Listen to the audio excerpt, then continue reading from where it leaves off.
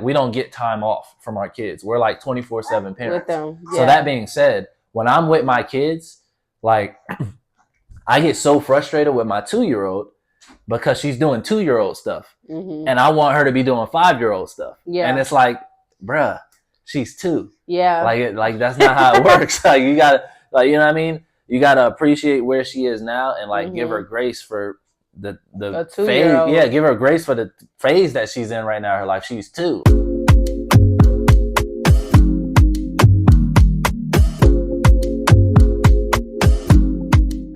Hello everyone, welcome back to the Zamots podcast where we focus on faith, family, fitness, finances, and friendships. Today we're going to be reading from Romans chapter 8, verse 10, and it reads, "But if Christ is in you, then even though your body is subject to death because of sin, the Spirit gives life because of righteousness." Amen. Amen. All right, family, welcome back to the Zamots pod. Listen, you see our shirts, okay? Both of our shirts say 5 is a vibe. Okay, and the reason for the season is because we just celebrated our firstborn, Noelle Victoria. Her birthday was November 15th, but we just celebrated, and we threw her everyone. Birthday. Yeah, with everybody. We threw her a birthday party today. So that's why we have on these shirts. We had a really good time. We went to an indoor bouncy place. What's it called? Vertigo. Mm-hmm. It's called Vertigo Fun Park. Vertigo Fun Park. We had a great time. Mm-hmm. We had a blast. So we're still wearing our gear from from the time that we had. Did you have fun? Yeah, I had a blast. Yeah. It was a really good time. It's an indoor bounce house place, but they also have like games and other activities. I think they have laser tag or something similar. They have laser tag, jelly bean, dodgeball. They have so many other like different like packages and things that you can do. Yeah. But of course, based off of like the age, it like matters. That's the reason why I got the package that we got instead of doing like you like heard on the announcer. He was like saying like the jelly bean thing or stuff that. Yeah, it's like different ages. So like the older that they get, of course, we'll like explore like different packages and stuff like that. Because she's already telling us, "Oh, when I turn 6, can we go back?" Like she's already wanting to go back. She ain't been 5 for 24 hours. She already on to 6. Literally, I'm 5 now. Like I'm 5 forever. I'm like, no, baby, we have a 5-year-old. Keep going. We have a 5-year-old. We have a 5-year-old. Listen, this episode is going to be dedicated to my firstborn. Yeah. Noelle Victoria. Because I love her so much. She is the apple of your eye. No, I can't say that because I have another one. She is the first daughter that I had that changed me for the better. She's the first daughter to change me for the better. Not the only one, just the first one. I have another daughter, Naomi Elise. Mm-hmm. But we're talking about Noelle right now. And man, 5 years. It's been 5 years since we had her. And I wanted to ask you, babe, in these 5 years, what do you think has been the most challenging thing for you being a mom, in this 5-year time frame? Just specifically for Noelle, not for our other kids, but for Noelle, what do you think has been the most challenging thing during this 5-year stretch? I would honestly have to say her just openness to just find it. Let me find the words. I would say her openness to everyone to love. Mm-hmm. Like it's simple things like, and it's so funny because I was looking at the video yesterday where it was showing like a kid, one of those children that are just actually friendly, that can speak to anybody, that, wants to include everybody. Noelle is that kid. Mm-hmm. And for me, the hardest thing for me is to allow her to get rejected, is to allow her to receive like that kind of ugliness that people have, because that's the reality. Yeah. Our reality isn't that everyone that you speak to is going to say hello. Right. Our reality is that everyone that you say you want to come play with me is going to go play with you. Right. That's the reason why when we was at the park, you heard what I said, right? Yes. I went in because I need her to understand and know if someone doesn't want to play with you, on to the next. On to the next. Yeah. That's their, but I always make sure to say that and say it out loud. That's their loss. If they don't want to play with you, that's their loss. You have your mom right here, your dad right here, your sister, your brother, and you have yourself at the end of the day. Like, to know that. So for me, the hardest thing is really like teaching that, like teaching those like core values to her, and at the same time like trying to protect her heart at the same, like, because that is who she is. Like, her personality oozes love, oozes confidence. Like, she is the light in the room. And it's crazy because when a certain individual came to the party and they came late, they didn't come with a gift, so she's looking like the party's over. Like, what you doing here? Noah's very smart. Yeah. She's like, Mommy, Daddy said the party over. Why are y'all here? You know? So when they came and spoke, she's like, hi, the party's over. And so the person was like, straight like that. Yeah, the other adult was like, oh yeah, I spoke to Noah and she said such and such. And yeah, that's Miss Diva, that's Miss Sassy. It's like, so people be so quick to put a title on her when it comes to like sassiness and like being a diva and everything like that. I understand the definition of those things. She is not that. She is confident. She knows who she is. She knows what she likes. And she's at that point now to where I'm instilling in her. We're instilling in her. Like, it does not matter if nobody else clap for you. You clap for yourself and you be proud of that. That's for sure. You know? So for me, I would say like that's the hardest thing.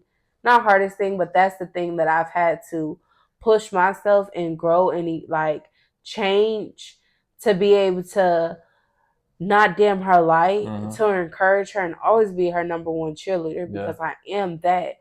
Best believe. Like, I don't care if she wants to paint just regular colors. I'm going to be her loudest cheerleader. I'm going to boost her.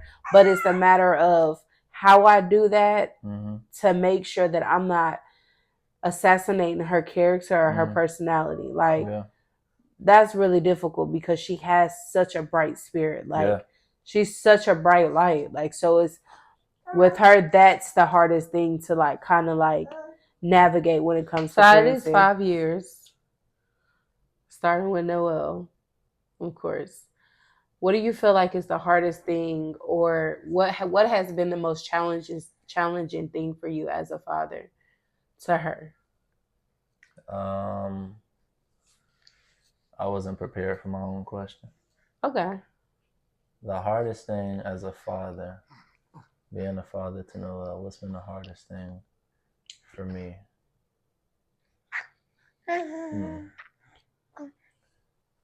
I would say just being very mindful of everything that I do and say in front of her or around her. I always have to be on my P's and Q's about what I say and do. I think that's been the most challenging thing, because sometimes, you know, you get out of line, you want to say something or you want to do something, and it's frowned upon for children.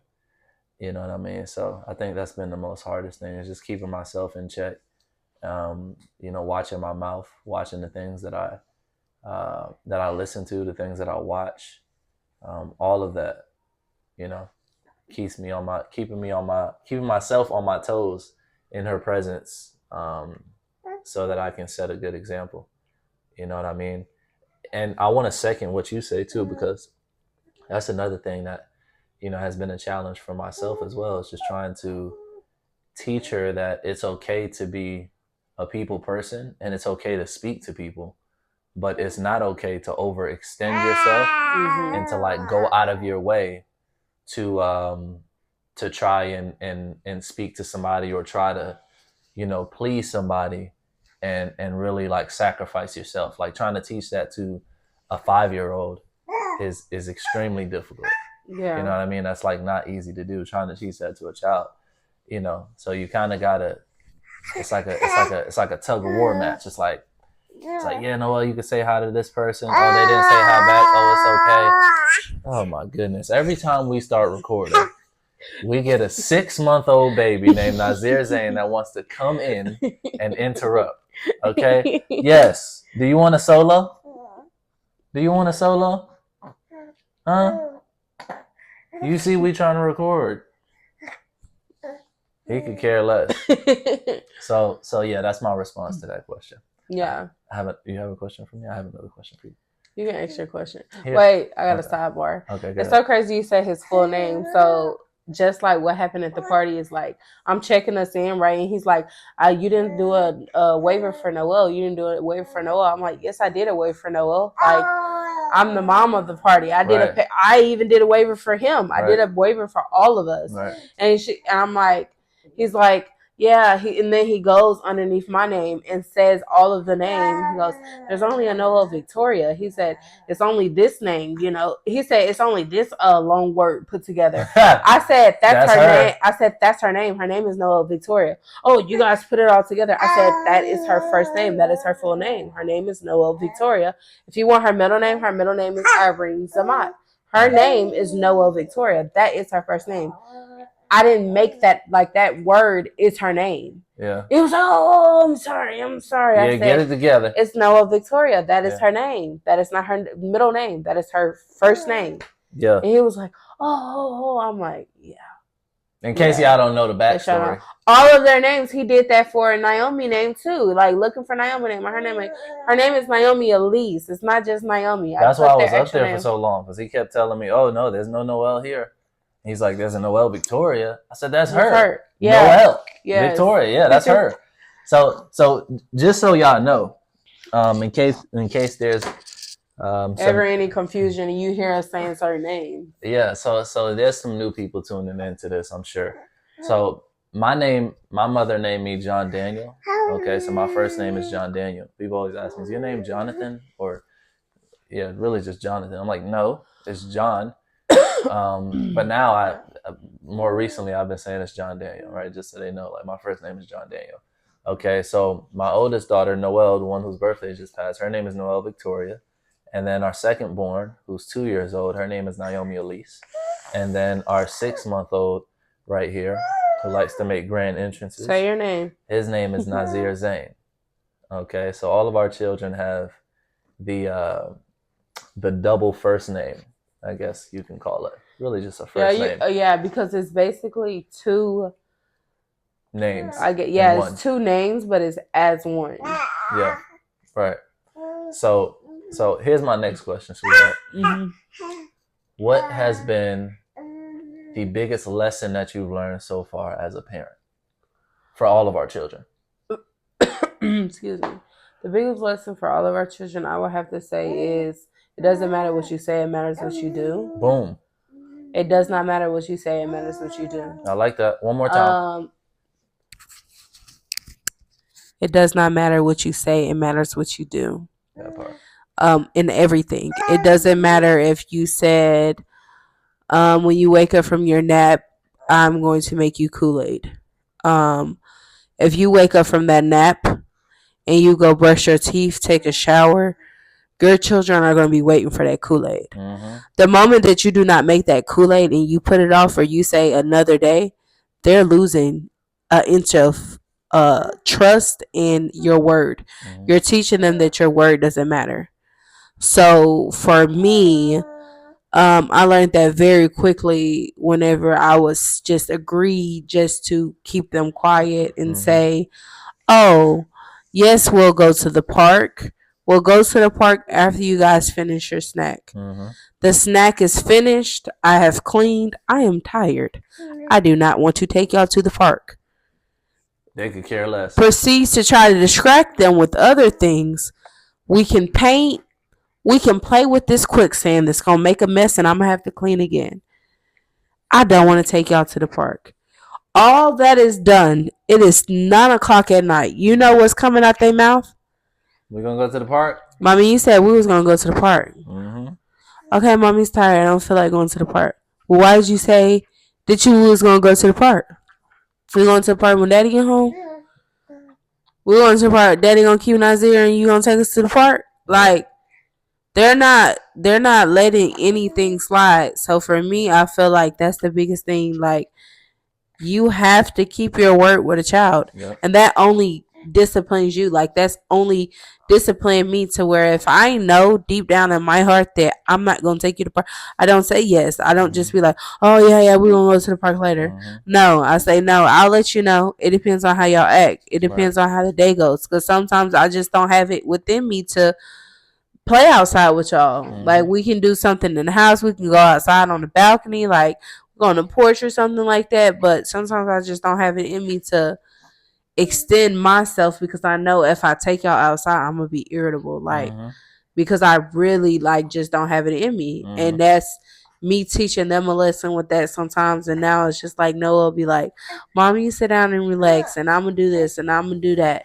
Okay, Mommy, you relax? Yeah, Mama, I am relaxed. All right, Mommy, come on, can we do this? Can we do that? Yeah, we can do that. Yeah, we can do this. But it's establishing that trust and that relationship with her to where it's like, okay, I know that when Mommy says she's gonna do something, she's gonna do it. Yeah. I know when Daddy says he's gonna do something, he's gonna do it.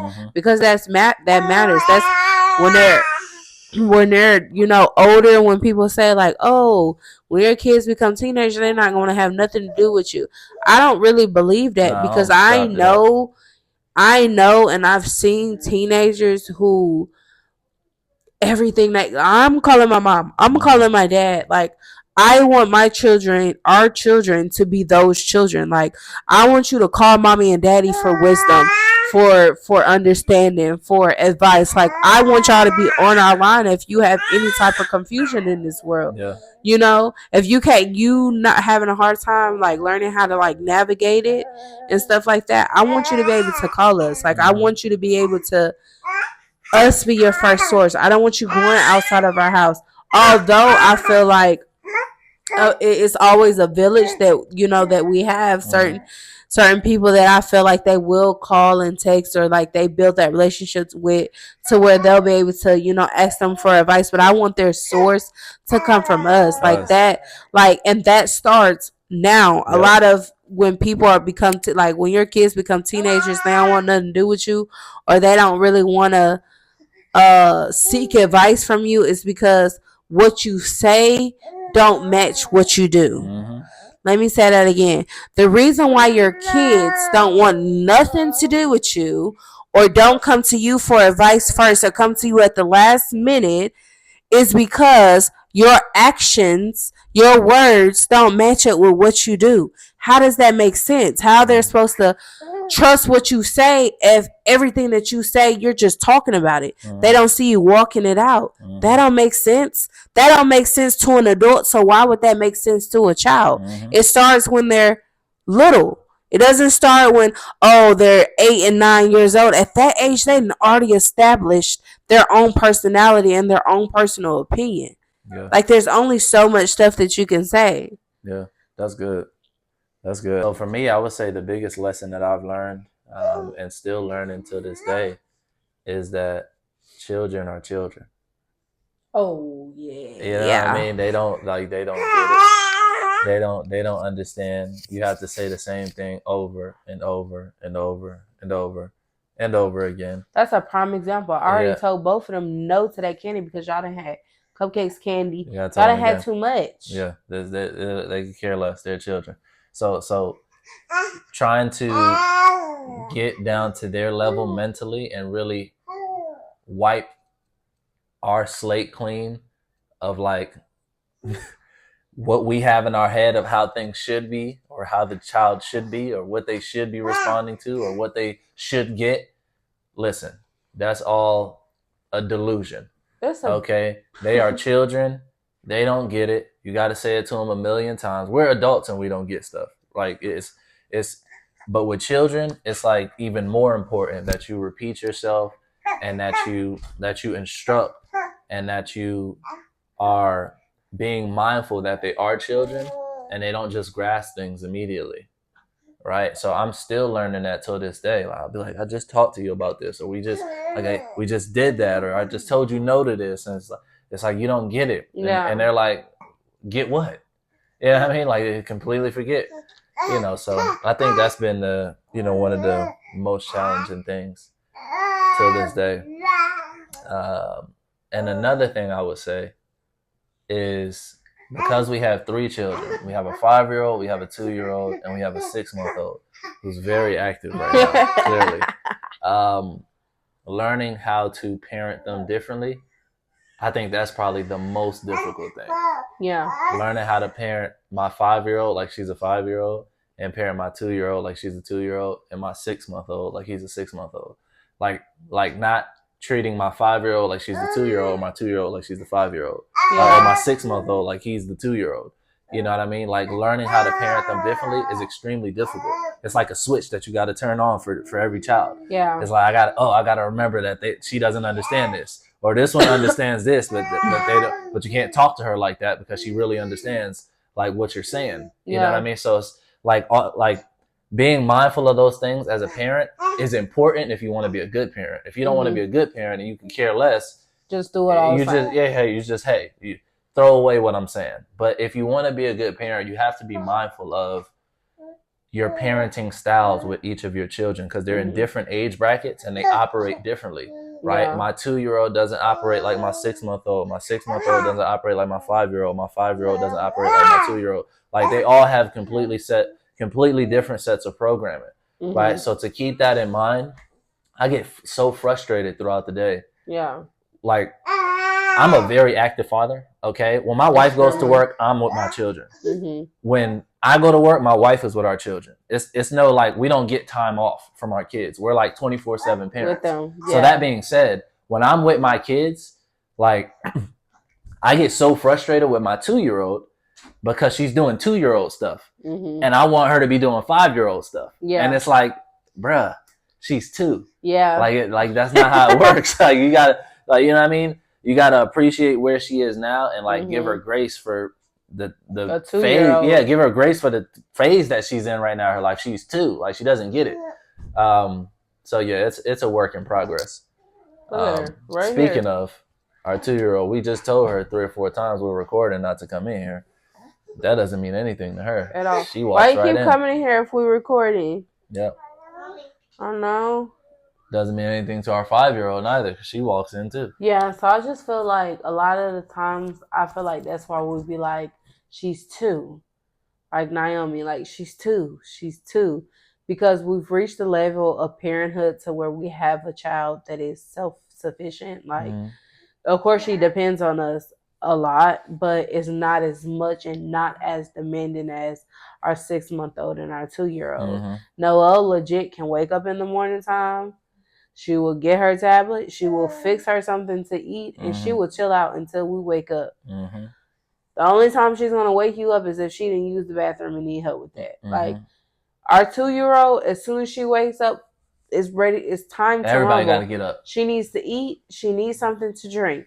She wants to play. And like, that's immediately. She needs, like, all of that. It's so much stuff. So, like, mentally having to make the note and say that out loud, like, she's 2. She's 2. So her patience and her listening skills are on a scale 1 to 10. It's on 1. It's on 1.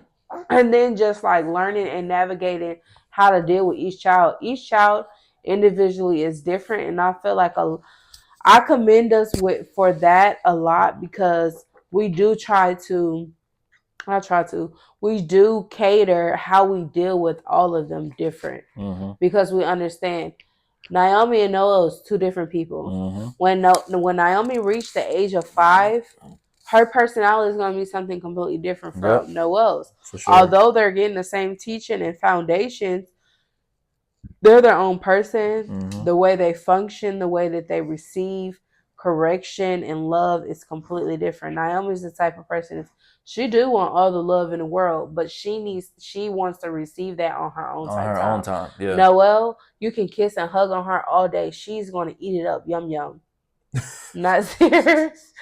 That is such... You are such a mom. She said, y'all know Gracie's Corner? This girl says she's going to eat it up. Yum, yum. Oh, man. Say you're a parent without saying you're a parent. Guys, it's honestly been a long day. We've been up. We then went to church. Praise the Lord. And then straight from church, we went to parent mode, like preparing for the party, getting into the party, getting everything together. So yeah, ripping and running. The day before that. Yeah, so it's been a day, but I'm so grateful and so happy that our daughter had a great birthday.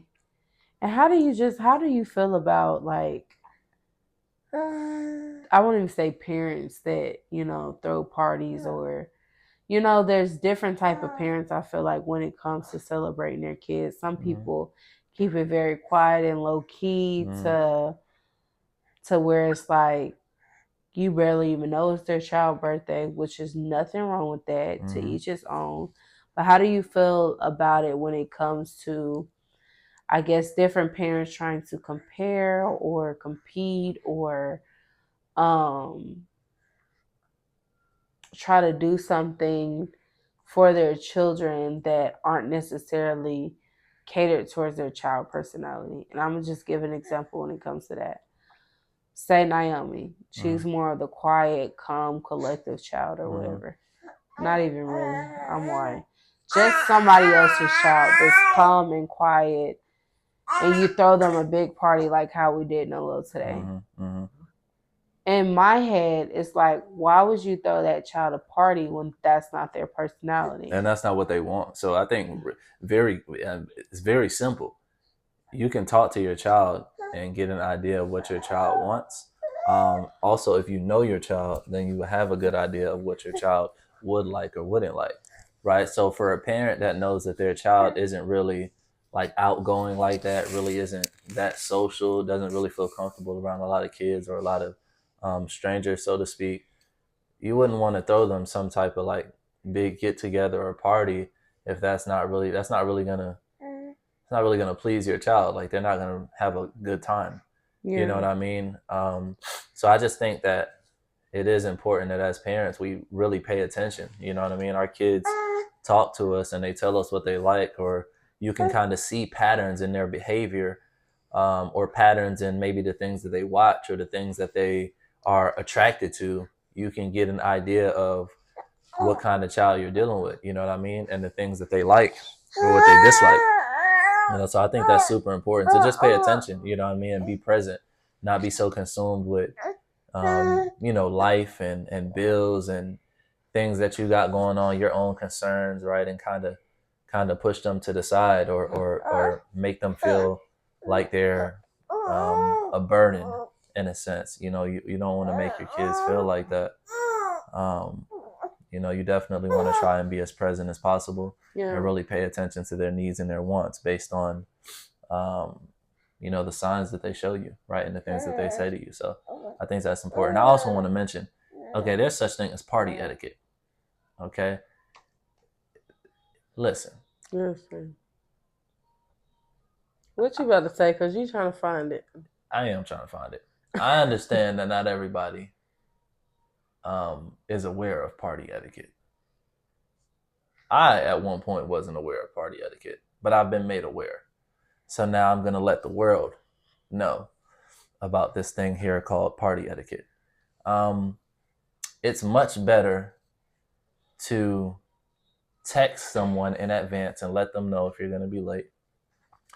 It's much better to let somebody know in advance if you're not even going to show up. Mm-hmm. It's much better to let somebody know if you have an extra guest coming with you that you didn't tell them about, right? Like all of those things, just communication is really like the main thing when it comes to party etiquette. You know what I mean? Communicating what's happening on your end so that the host of the party is aware of what's happening on your end and there's no surprises. You know what I mean? I think that that's a big thing. Now, my mom says that you don't show up to a party without a gift. Now, that's negotiable. Okay? That's negotiable. Okay? Sometimes you show up to a party without a gift because you don't know what they want. You don't, hey, maybe they have everything. And you're like, well, what do you get somebody that has everything? So I've been guilty of doing that. Is that bad party etiquette? Showing up without a gift? I feel like It depends on what type of party you attended and who is communicating the party. So, example, any party that we host, I make a birthday wish list of what our child wants and what our child needs.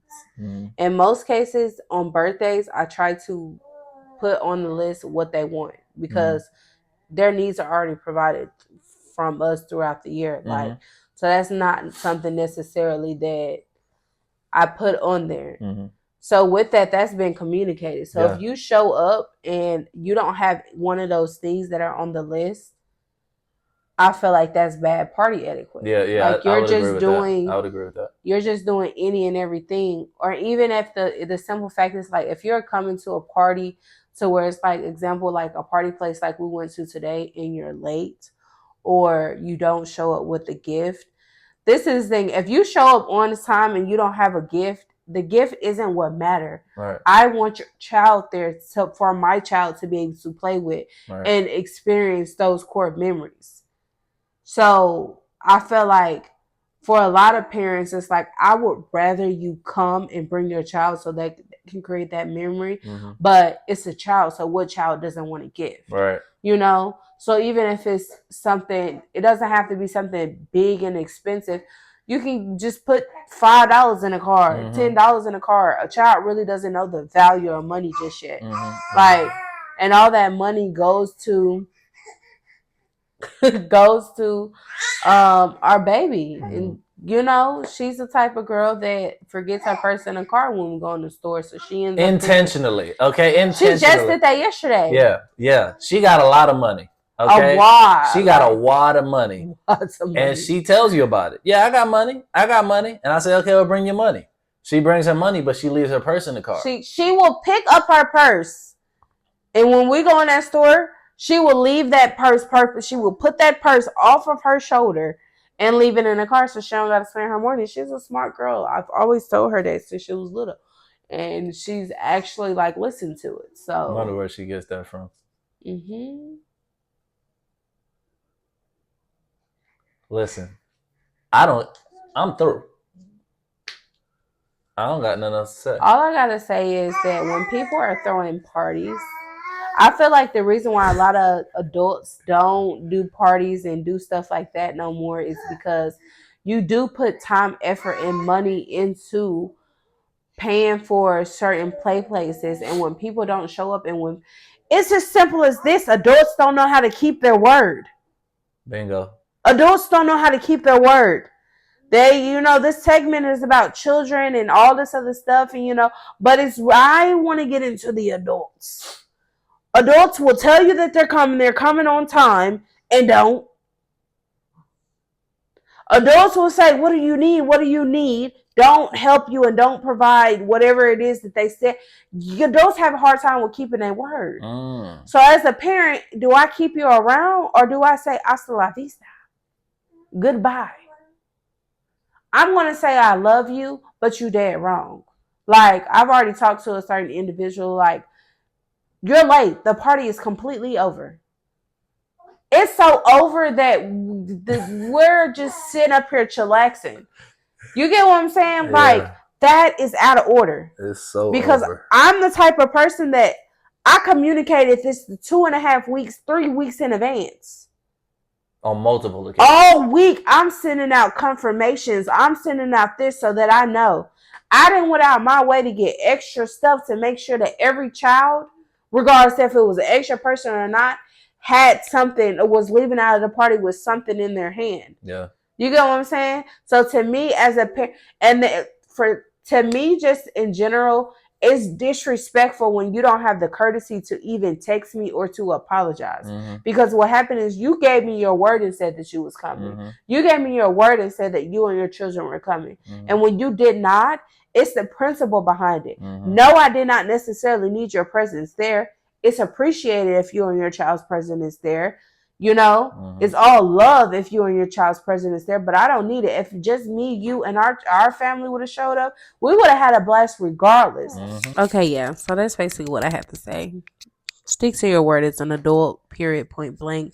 Been there, done it to where I'm not able to make it to somewhere, and I always communicate it. I always try to do it days in advance. If so happens to be the day of, I always communicate that, even though I feel horrible about it. Be an adult and communicate. That part. Because money don't grow on trees, and to throw parties and stuff like that, it takes money. So be considerate. On to you. On to me. Listen, we love y'all. We appreciate y'all. Thank you to everyone that did show up to our daughter's party.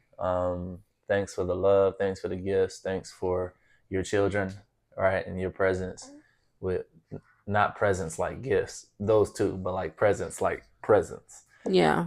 To be clear.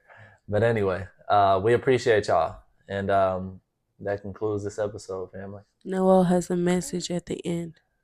Let love fill your hearts. Peace and blessings. Bye. Hi, everybody. Use the mic, baby. Hi, everybody. Thanks for coming to my party. Thank you, because I'm 5 years old. And thank you, everybody, for coming to... You can have that, my boss. And then Thank you for coming to my party. Peace. Thank you. Good job. Now you got something else to say? Or are you done? Get that out of your mouth. You got something else to say? That's it. She's done.